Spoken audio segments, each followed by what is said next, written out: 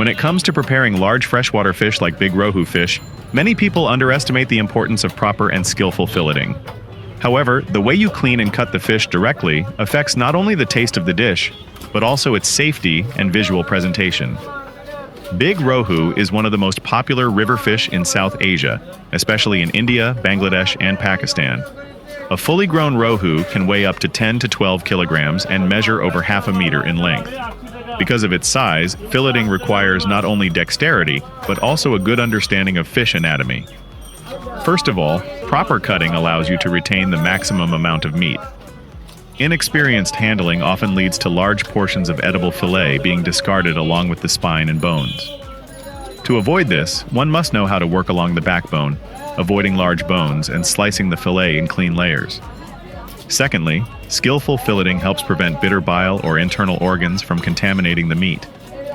Big Rohu has densely packed internal organs, and a careless cut can rupture the liver or gallbladder, which will completely ruin the flavor of the fish. Another important step is removing the scales and fins. Rohu has large, tough scales that need to be scraped off at an angle, moving from the tail toward the head.